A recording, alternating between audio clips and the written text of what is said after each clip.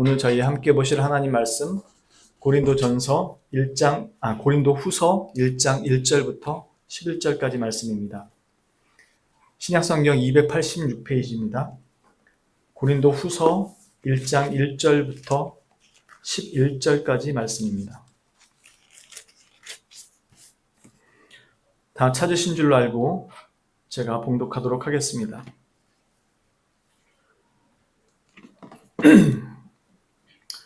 하나님의 뜻으로 말미암아 그리스도 예수의 사도된 바울과 형제 디모데는 고린도에 있는 하나님의 교회와 또 온 아가야에 있는 모든 성도에게 하나님 우리 아버지와 주 예수 그리스도로부터 은혜와 평강이 있기를 원하노라.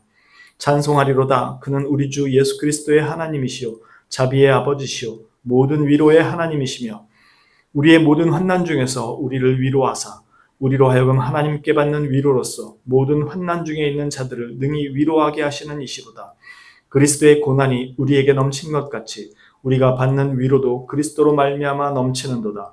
우리가 환난 당하는 것도 너희가 위로와 구원을 받게 하려는 것이요 우리가 위로를 받는 것도 너희가 위로를 받게 하려는 것이니 이 위로가 너희 속에 역사하여 우리가 받는 것 같은 고난을 너희도 견디게 하느니라. 너희를 위한 우리의 소망이 견고함은 너희가 고난에 참여하는 자가 된 것 같이 위로에도 그러할 줄을 알미라.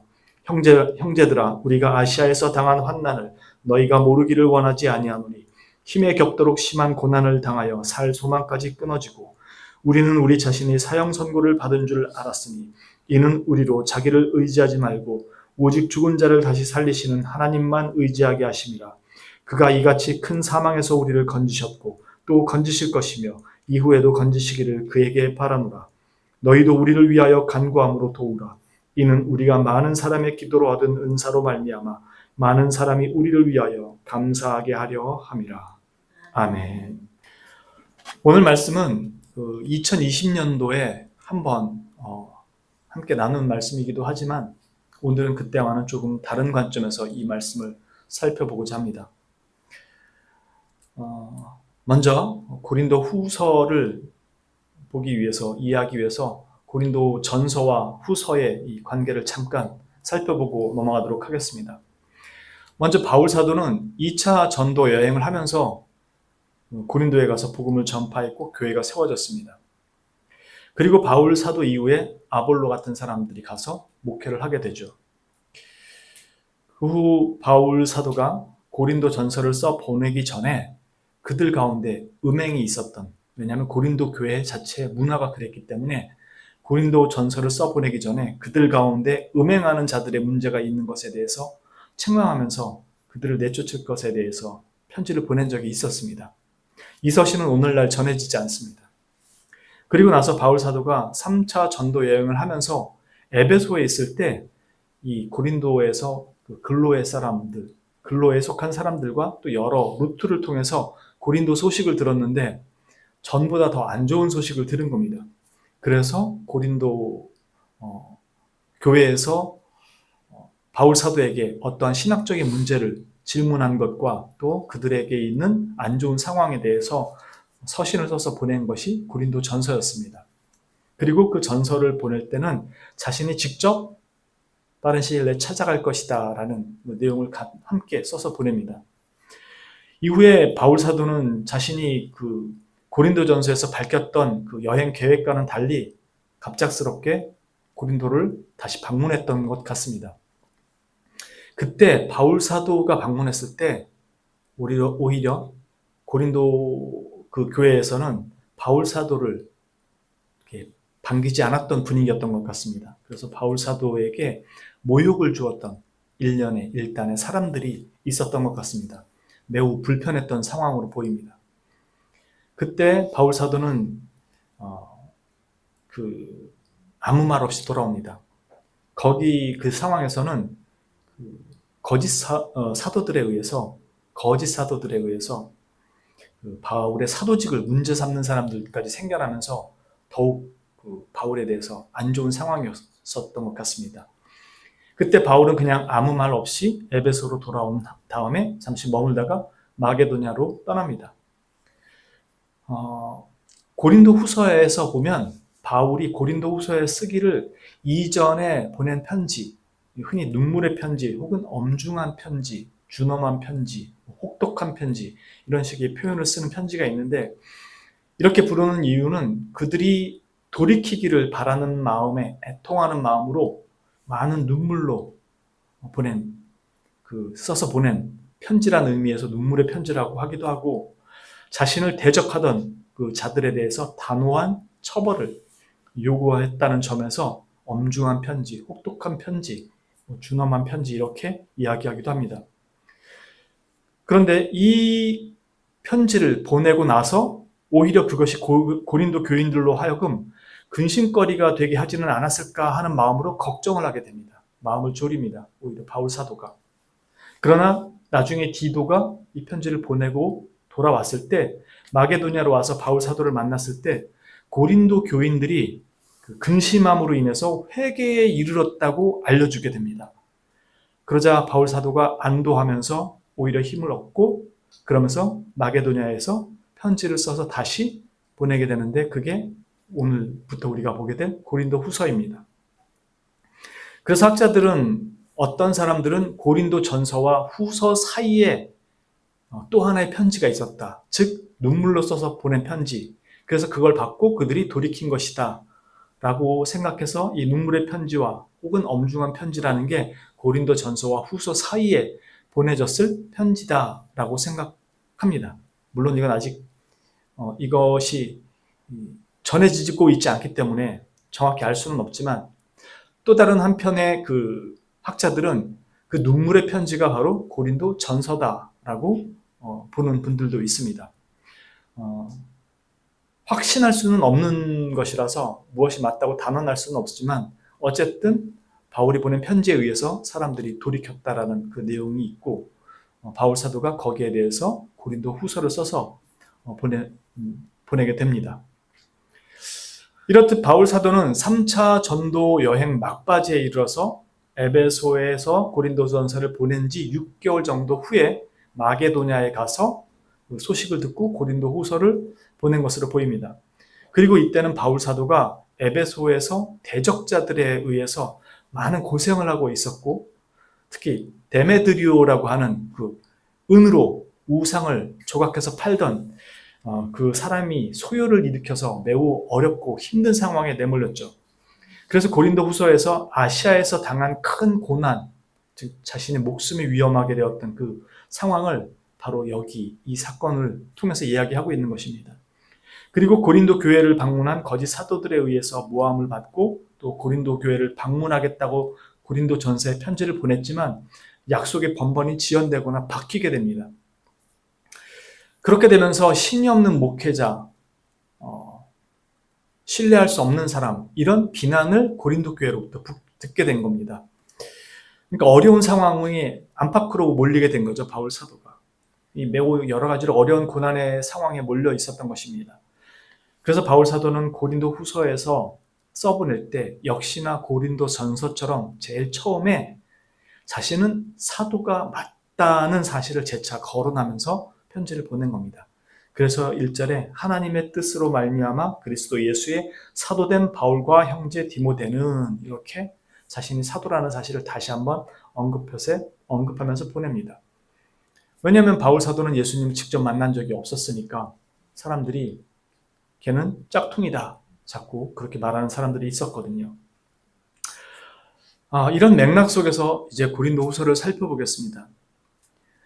이런 맥락 속에서 위로가 등장하고 있다는 것을 보게 되면 왜 바울 사도가 고난과 위로를 서두에 언급하고 있는지 어느 정도 이해가 가능해지고 더 나아가서 전체 맥락 속에서도 왜 고난과 위로가 등장하는지 좀 더 확연하게 이해가 되기 시작할 겁니다.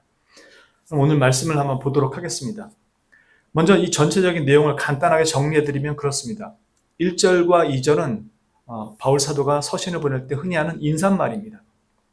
그리고 3, 4절에는 자신들이 처한 그 환난과 그 가운데서 주시는 그 위로를 통해서 자신들이 이제는 모든 환난 가운데 있는 자들에게도 위로의 말을 전할 수 있게 되었다는 겁니다.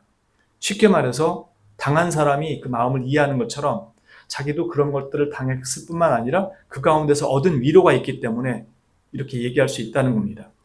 그리고 그렇게 할 수 있었던 건 바로 그리스도의 고난이 그들에게 넘쳤던 것처럼 그리스도로 말미암는 위로가 있었고 그것으로 그 위로가 우리에게 넘쳤기 때문에 우리가 그렇게 전할 수 있게 됐다라고 얘기하는 거고요. 6절과 7절은 그런 그리스도의 위로가 있었기에 이제는 그리고 그리스도의 위로가 여전히 그렇게 있기에 우리는 우리의 환난도 오히려 너희의 위로를 위한 것이고 또 그 환난 가운데 우리가 받은 위로도 역시 너희를 위한 것이라고 말합니다. 그래서 우리가 너희에 대한 소망을 잃지 않을 수 있는 이유는 너희의 그 고난에 참여된 바가 곧 그리스도의 위로에 참여를 확증하고 있는 것이기 때문이라 이렇게 얘기합니다. 그리고 8절부터 10절에 우리가 당한 고난이 살 소망까지 포기할 만큼 큰 고난이었는데 우리에게 소망이 있었다면 그때로서는 오직 하나님밖에 바라볼 수밖에 없는 그런 상황이었다. 그런데 하나님은 이런 큰 사망 가운데서 우리를 건지셨고 또 앞으로도 그러하실 것이고 이후에도 여전히 그렇게 계속 건져주실 것을 우리는 소망 가운데 바라고 있다. 그리고 이렇게 말할 수 있는 것은 바로 앞에 말했던 그리스도의 고난과 더불어 주신 위로가 있었기 때문이다 라고 이야기합니다. 그리고 11절에 그러므로 너희 역시도 우리를 위해 기도로 도우라고 얘기합니다. 그렇게 함으로써 우리가 많은 사람들의 그 기도를 통해 하나님께로부터 큰 은혜를 얻게 될 때 많은 사람들이 우리가 받은 그 은혜를 보게 되면서 하나님께 감사의 찬양을 드리게 될 것이라고 말합니다. 즉 우리의 고난도 우리의 위로도 모두 여러분들을 위한 위로로 증명될 것입니다 라는 그런 뜻입니다. 이제 본문 말씀을 조금 더 깊이 생각해 보도록 하겠습니다. 우리가 받는 그 고난은 여러 가지 원인이 있습니다. 그 중에 대표적인 건 자신의 잘못된 판단이나 죄로 인한 것으로 생기는 경우가 많죠. 예를 들어서 잠언서 16장 9절 같은 경우 사람이 마음으로 자기의 길을 계획할지라도 그의 걸음을 인도하시는 이는 여호와시니라 라고 말씀하시죠. 이와 비슷한 의미로 예레미야서 10장 23절도 이렇게 말씀합니다. 여호와여 내가 알거니와 사람의 길이 자신에게 있지 아니하니 걸음을 지도함이 걷는 자에게 있지 아니하니이다.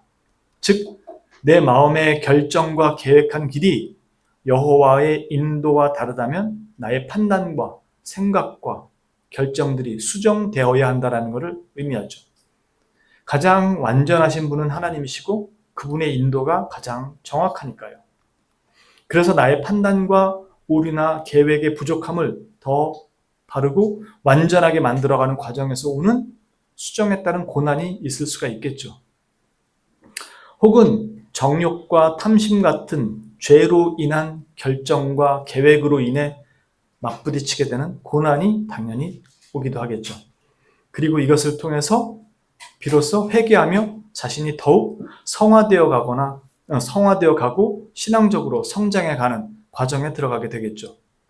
시편 94편 12절의 말씀은 이렇게 말씀합니다. 여호와여 주의 징벌을 당하며 주의 법으로 교훈하심을 받는 자가 복이 있나니. 그렇죠. 시편 119편 71절은 이렇게 말씀합니다. 고난당한 것이 내게 유익이라 이로 말미암아 내가 주의 율례들을 배우게 되었나이다. 그렇죠. 이런 고난들, 자신의 죄로 인해서 생긴 이런 고난들을 통해서 하나님께서 고난을 주시고 회개케 하시고 돌이키게 하시면서 하나님의 말씀을 바로 깨닫게 하는 그런 유익들이 내게 생기게 되는 것이니까요. 그러나 오늘 본문 자체에 충실하자고 한다면 내용은 이것과는 조금 다릅니다. 9절에서는 바울 사도가 말하기를 아시아에서 받은 고난이 너무 극심해서 아예 사형 선고를 받은 줄로 알았다고 합니다. 누가요? 하나님 나라의 복음을 위해 열심히 일하는 하나님의 종들이요. 바울은 주님의 복음을 전하는 사람이었습니다. 자신의 안위를 위해 선교를 핑계 삼아서 선교 헌금으로 세계 유람을 다니는 사람이 아니었어요. 주님의 복음을 위해 부름받은 사람이었고 그 일을 위해 누구보다도 수고했고 헌신했던 사람이었습니다. 그런 그가 죽음의 고비를 넘긴 순간이 이번 한 번뿐만이 아니죠. 수도 없죠. 그는 믿음이 없지 않았습니다. 죽은 자도 살리고 병도 고치고 악한 영들도 제어하는 은사를 받고 하나님의 복음을 세상에 전하던 사람이었습니다. 온 우주를 다스리는 섭리하시는 그 하나님의 종들이 하나님의 복음을 전하는 그 순간에 이제는 자신들도 여기가 끝이라고 생각했다고 말하고 있는 겁니다. 그들이 죄를 지었나요? 아니요. 그들은 하나님의 종들이었고 복음에 충성한 자들이었습니다. 죄의 문제가 고난을 가지고 온 게 아니었다는 뜻입니다. 자신들의 잘못이 아니었다는 것이에요. 그럼 우리의 삶을 한번 생각해 볼까요? 우리의 죄와 잘못으로 인한 고난도 많습니다. 아마도 어쩌면 대부분은 그런 이유로 고난이 찾아올 겁니다. 우리들은. 그렇다고 죄와 실수가 없었어도 과연 우리의 삶이 순탄하게만 지내왔을까요? 하나의 기도 제목이 끝나기도 전에 우리는 또 다른 기도 제목이 우리를 엄습합니다. 이런 기도 제목이 끊임없이 우리 앞에 놓여지고 우리를 기다리는 그런 삶의 연속이 이어집니다. 그리스도를 믿고 따라온 이후로는 결코 쉽게 지나온 인생이 아닙니다. 안타깝게도 아직도 우리의 인생은 그 시간을 지나가고 있고 심지어 더 우리가 알 수 없는 어쩌면 더 큰 일들이 기다리고 있을 겁니다. 하나님의 역사가 내게 쓰여지고 있는 지금 이 순간에도 우리에겐 그 일이 닥친다는 겁니다. 하나님의 능력이 부족해서도 아니고 저와 여러분의 믿음이 연약하기 때문에 생긴 벌도 아니고 단순한 죄와 실수의 문제가 아님에도 이런 일은 계속해서 벌어진다는 겁니다. 왜냐하면 세상이 우리를 미워해서가 아니라 주님을 미워하기 때문에 얼마든지 생길 수 있는 일입니다. 바울 사도는 복음을 전하면서 맞게 된 상황이었던 것입니다. 이때 바울 사도는 이 순간에 자신이 놓인 그 상황을 이렇게 이해합니다.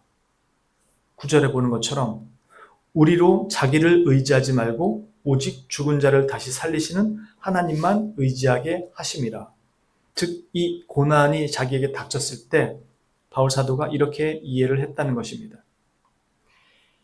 믿음의 본을 보이는 바울 사도의 말입니다. 그러나 여러분 이걸 오해하지 마세요. 하나님은 자기 백성을 교정시키고 훈련시킨다는 명목으로 마구잡이로 악의 구렁텅이에 던져놓고 어쩌나 보시는 분이 아닙니다. 만일 이런 경우가 대부분이라면 만일 이런 경우라면 대부분은 우리의 죄와 잘못으로 인한 것입니다. 그러나 지금처럼 아무 죄나 잘못이 없는 상황에서도 부딪히는 이런 고난은 그리스도를 따름으로 생기는 세상과 악의 저항으로 인해서 그리스도인들에게 생기는 당연한 현상입니다. 지금 바울의 상황은 잘못하고 있는 상황이 아니라 목숨을 건 충성의 상황에서 생긴 일이라는 점을 절대 간과하지 마세요. 여기에 우리 베드로 사도의 말씀을 생각해 볼 필요가 있습니다. 베드로전서 4장 12절부터 14절까지 말씀입니다. 사랑하는 자들아, 너희를 연단하려고 오는 불시험을 이상한 일 당하는 것 같이 이상히 여기지 말고 오히려 너희가 그리스도의 고난에 참여하는 것으로 즐거워하라. 이는 그의 영광을 나타내실 때 너희로 즐거워하고 기뻐하게 하려 함이라. 너희가 그리스도의 이름으로 치욕을 당하면 복 있는 자로다. 영광의 영, 곧 하나님의 영이 너희 위에 계심이라. 아멘. 지금 베드로 사도는 우리에게 임하는 이 불을 결코 이상한 것이 아니라고 얘기합니다. 여기에서 우리나라 성경에는 불시험이라고 하는 이렇게 단어로 되어 있는데 원문에는 시험이라는 단어가 없습니다. 오늘 너희에게 오는 이 불을 이상하게 여기지 말라는 것입니다. 잘못한 게 없는데 왜 나한테 이런 일이라고 생각하지 말라는 겁니다. 이런 도전은 그리스도인이라면 누구나 다 받는 것이라고 말하는 것입니다. 우리가 그리스도인이기를 포기하기 전까지는 이 일은 우리에게 멈추지 않는 일입니다. 이것이 시험이라고 말한다고 해서 하나님께서 그곳으로 던져 넣은 것이 아닙니다. 세상이 이들에게 저항하는 것에 대해서 하나님께서 일시적으로 허락하셨다는 것입니다. 왜냐하면 그 자리에서 주시는 하나님의 위로가 확고하기 때문에 오히려 이것들은 우리의 믿음을 더욱 강화시키는 일이 되기 때문입니다. 그럼 저항을 받아서 고난에 동참하는 건 좋다 이겁니다. 그럼 뭐가 위로인데 이 고난을 견딜 수 있게 한단 말인가? 살소망이 끊어질 정도로 어려운 상황에서 뭐가 위로가 된다는 말인가? 이런 고난이 없는 것도 아니고 그렇다고 예수님 이름으로 물러가라 해서 물러가는 그런 것들로 우리에게 위로가 되는 것도 아니고 그리스도인으로 살아가는 동안 이것이 우리에게 끊임없이 도전이 된다면 우린 무슨 소망과 위로로 살아간다는 것인가? 도대체 어떻게 살라고? 이런 질문이 당연히 따라오게 되겠죠. 이 대답이 오늘 바울 사도가 사실 고린도후서 전체를 통해서 말하고자 하는 것입니다. 지금 바울 사도가 여기에서 고난이라고 말할 때 이 고난은 그리스도의 고난, 즉 그리스도의 죽으심과 관련해서 말하는 것이고 그리스도의 부활하심과 관련해서 위로를 말하는 것입니다. 쉽게 말해서 이 위로는 사람이 주는 것과 같은 것이 아니라고 말하는 것입니다. 요한복음 11장에 가면 죽은 나사로를 살리시는 내용이 나옵니다. 사람들은 예수님이 여기에 계셨다면 그가 죽지 않을 수 있었을 것입니다. 그렇게 얘기하죠. 그러나 죽은 자를 일으키실 것이라는 생각은 감히 해보지 못합니다. 그건 상상할 수 없는 일이었으니까요. 그런데 주님은 이 나사로를 살리는 사건을 통해서 곧 아버지께서 나를 보내신 것을 그들로 믿게 하려 함이니라 라고 말씀하시므로 이 모든 사건이 결국 하나님께서 그들을 위해 메시아, 구원주, 그리스도 자신을 보내셨음을 믿도록 하기 위함을 알려주십니다. 그리고 이제 우리는 그리스도의 죽음과 부활로 가보도록 하겠습니다. 그리스도께서 십자가에 죽으셨을 때 제자들의 반응이 뭐였죠? 그렇게도 기대했던 분, 자신들을 로마의 압제에서 구해줄 수 있는 분이라고 믿었던 하나님께서 보내주신 선지자, 메시아라고 믿었던 그분이 십자가에서 어이없게 죽은 겁니다. 병든 자를 고치고 악한 영에게 붙들렸던 자들에게 그렇게 고통받던 자들을 놓아주고 해방시켜주고 세리와 창기와 이런 죄인들의 죄가 하나님 앞에 용서되었다고 선포하시고 병들었다는 이유로 공동체 안에서 쫓겨나고 무시와 멸시를 받고 천대받던 그런 사람들을 고치고 살리시고 위로하시고 심지어 죽은 자도 능히 다시 살리시던 그분이 십자가에서 손과 발이 못 박히고 채찍질로 살점이 뜯겨 나가면서 매우 고통스러워하며 죽어가는 것을 보게 됩니다. 그들의 모든 희망과 기대가 산산이 깨지고 소망이 없어져 버린 겁니다. 하나님의 메시아가 무참히 죽어버린 거죠. 인간들이 만든 메시아가 아니라 하나님께서 보내주셨다고 믿었던 메시아가 죽은 겁니다. 무슨 소망이 있고 무슨 희망이 있겠습니까? 부활은 인간, 사람들이 뭔가라도 하나라도 할 수 있을 것만 같은, 할 수 있을 만한 것이 하나도 없는 상황, 아무것도 해볼 수 있는 게 없는 상황, 완전히 끝났다고 절망스러운 상황. 그래서 터덜터덜 엠마오로 가면서 제자들이 주고받던 그 대화와 같은 그런 상황. 말 그대로 게임 오버고 게임이 종료된 겁니다. 그리고 허탈함을 넘어 기대와 희망이 꺾여버린 자리. 사실 그 자리는 더 큰 좌절과 더 깊은 절망이 엄습해오죠. 일말의 희망이 있다가 사라져버린 그런 자리는. 차라리 희망이라도 없었다라면 그냥 저냥 어떻게 살아갔을 텐데 그들 앞에서 놀라운 이적과 능력을 보이시던 그분이 그냥 한순간에 죽으신 겁니다. 그들이 뭘 어떻게 해볼 수 있는 상황이 아닌 거예요.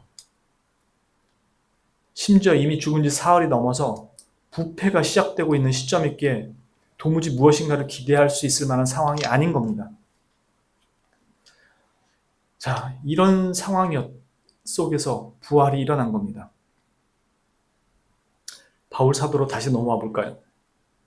바울이 놓인 상황은 앞뒤 재고 계산할 수 있는 상황이 아니라 더 이상 그들에게 남은 카드라고는 단 한 장도 없는 절망적인 상황이었다고 말합니다. 마치 스카이다이빙을 멋지게 딱 했는데 주 낙하산도 보조 낙하산도 안 펴진 게 아니라 매지 않고 뛰어내린 겁니다. 그러니까 인간적인 방법이라고는 아예 존재하지 않는 날개가 없으니까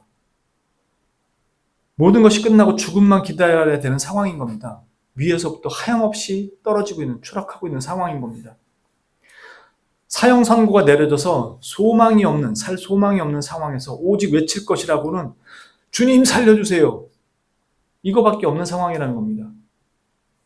그들이 믿음이 좋아서 다른 것을 다 제쳐놓은 상황이 아니라 더 이상 기댈 곳이 없는 상황이 되었기에 부르짖는 절박한 상황인 겁니다. 우리는 우리 삶에서 이런 상황에 자주 맞닥뜨립니다. 길이 없고 방법이 없다고 느껴지는 상황에 자주 맞닥뜨리죠. 하지만 진짜 절망스러운 상황은 그 상황 자체를 아예 손도 댈 수 없는 경우겠죠. 인간의 힘으로 무언가를 할 수 없는 상황. 지금 바울 사도나 제자들이 그런 상황이고, 그런 상황에서 하나님께서 부활이라는 것을 보이신 겁니다. 하나님께서 역사하신 것이고 거기에는 인간의 개입이 조금도 허용되는 부분이 없는 시점에서 하시는 겁니다. 전혀 상상할 수 없는, 기대할 수 없는 일을 이루어내신 겁니다. 보통 고난을 통해서 우리를 변화시켜 나가고 성장시켜 나가시는 그 하나님에 대한 믿음을 우리는 작지만 다 나름대로의 믿음을 가지고 있습니다. 그래서 두려우면서도 이 고난을 피할 수 없다는 것을 어렴풋이나마 짐작하고 있습니다. 그래서 욥기 23장 10절의 말씀처럼 내가 가는 길을 오직 그가 아시나니 그가 나를 단련하신 후에는 내가 순금같이 나오리라. 이 말씀을 마음에 새기기도 하죠. 하나님께서 허락하신 고난은 이런 재련의 과정이라고 믿기 때문입니다.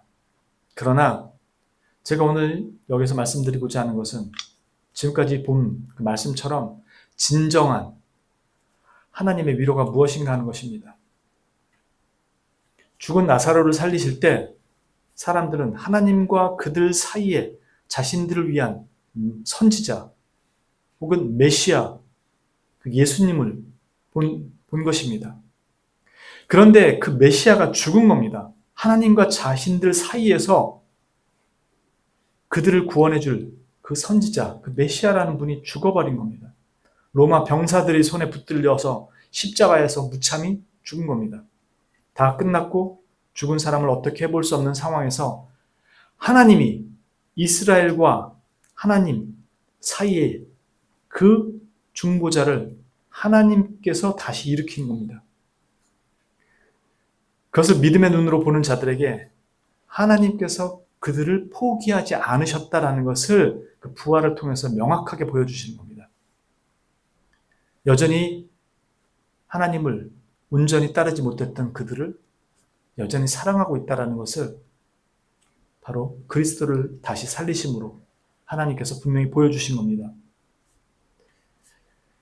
마치 아브라함과 언약을 세우셨을 때 오직 하나님 홀로 그 언약을 세웠던 쪼갠 고기 사이를 하나님 홀로 횃불로 왔다 갔다 하시면서 이 언약은 내가 직접 나 홀로 지킬 것이다 라고 보여주셨던 것처럼 그렇게 하나님께서 인간들이 아무것도 할 수 없는 상황에서 홀로 그들을, 그 예수 그리스도를 일으키신 겁니다. 이 사람들이 잘했을 때요? 아니요. 하나님이 세우신 언약을 하나님이 홀로 지키신 겁니다. 하나님의 참된 위로가 바로 여기 그리스도의 부활에서 시작되는 겁니다. 인간이 무슨 일에 개입할 여지가 1도 없는 상황. 하나님의 일에 뭔가 손가락 하나라도 얹을 만한 것이 전혀 없는, 기대와 희망이 1도 없는 상황. 이제 모든 것이 다 끝났다고 생각하는 그 상황에서 하나님께서 홀로 그 일을 시작하신다는 것을 보여주는 가장 확실한 하나님의 역사였습니다. 그래서 바울 사도는 자신의 모든 서신서에서 그렇게도 강조하는 것이 그리스도의 십자가의 죽으심과 부활 외에는 다른 것을 알기를 원치도 아니했고, 그리스도를 아는 지식 외에 내가 아는 모든 지식, 세상의 학문과 철학 등을 배설물처럼 여긴다고 말했던 이유이기도 합니다. 그렇게 예수 그리스도는 하나님의 능력으로 다시 살아나십니다. 우리의 중보자로서요. 우리에게 그리스도의 고난에 이어 그리스도로 말미암는 위로가 무엇인지를 확실하고 정확하고 확고한 믿음으로 가르쳐 주시는 겁니다. 우리가 가진 확신이나 신념, 하나님의 위로가 있을 것이다 라는 우리의 확신이나 신념이 아니라 우리 없이 홀로 일하시는 하나님의 참된 위로를 바라보고 하나님에 대한 온전한 신뢰를 가지도록 한 것입니다. 인간이 고안할 수 있는 위로의 개념이 아닙니다. 죽은 분을 살리신 겁니다. 감히 상상할 수 없었던. 사람에 의한 것도 아니고 사람이 무엇인가를 덧보태야 하는 일도 아니고 오직 하나님께서 직접 하시는 일이기에 가장 확실하고 가장 완전하고 가장 신뢰할 수 있는 것이기에 진정한 위로라고 말하는 것입니다. 이게 바로 바울 사도가 그 죽음의 위험 속에서 아무 소망이 없는 상황에서 살아남은 자신들에게 무엇이 위로였는지를 증거하는 것입니다. 그래서 5절에서 그리스도의 고난이 우리에게 넘친 것 같이 우리가 받는 위로도 그리스도로 말미암아 넘치는도다 라고 확언할 수 있었던 것입니다. 그리고 9절에서 그는 이렇게 단언하며 소망을 말할 수 있었던 것입니다. 우리는 우리 자신이 사형 선고를 받은 줄 알았으니 이는 우리로 자기를 의지하지 말고 오직 죽은 자를 다시 살리시는 하나님만 의지하게 하심이라. 그가 이같이 큰 사망에서 우리를 건지셨고 또 건지실 것이며 이후에도 건지시기를 그에게 바랍니다. 이게 지금 너 교만하니까 내가 너를 좀 꺾어야 되겠다. 너만을 의지하니까 너 안 되겠다. 나를 의지해야 되는 법을 가르쳐 주겠다. 라고 해서 벌어진 상황이라고 오해하지 말라는 겁니다. 하나님께서 일하실 때 우리의 어떠함이 조금도 개입되지 않는 상황에서 우리의 기대와 우리의 상상과는 달리 말로 할 수 없는 하나님의 놀라운 은혜의 역사가 있다는 겁니다. 바울 사도가 지금 여기서 말하는 위로는 나 이렇게 구원받았어. 이렇게 나은 상황이 되었어. 하는 인간적 생각에서의 위로 수준을 말하는 게 아닙니다. 그렇기에 다른 고난을 당하는 사람에게 기꺼이 감히 위로를 할 수 있다고 얘기하는 겁니다. 이게 바울 사도에만 해당되는 얘기라고 지금 성경이 말씀하냐 이겁니다. 6, 7절에 이렇게 말씀합니다. 우리가 환난 당하는 것도 너희가 위로와 구원을 받게 하려는 것이요 우리가 위로를 받는 것도 너희가 위로를 받게 하려는 것이니 이 위로가 너희 속에 역사하여 우리가 받는 것 같은 고난을 너희도 견디게 하느니라. 너희를 위한 우리의 소망이 견고함은 너희가 고난에 참여하는 자가 된 것 같이 위로에도 그러할 줄을 알기 때문이다 라고 얘기하는 겁니다. 이 결론이 우리에게도 동일하다는 겁니다. 사방에 우겨쌈을 당할 것 같아 보일지라도 잘못한 게 하나도 없는데 왜 이런 시련이 올까 하는 상황에도 뭐가 문제인지도 모르기에 어떻게 헤쳐나가야 될지도 모르는 상황에서도 결코 두려워하지 말고 걱정하지 말고 이상하게 여기지 말라는 겁니다.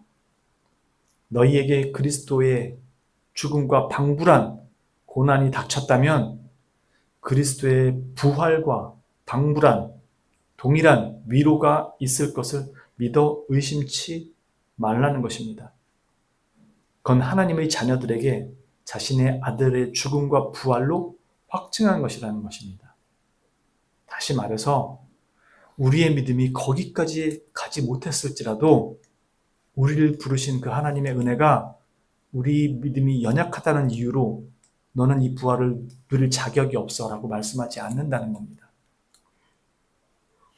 그래서 그 끝에 내몰려 있을 때 어떻게 해야 될지 몰라서 목 놓아 통곡하고 사방팔방 쫓아다니면서 사람들한테 도움을 구하고 다닐 때 하나님께 오지 않았음에도 하나님이 완전히 멸망의 자리에 가지 않도록 그를 건져 주신다는 겁니다.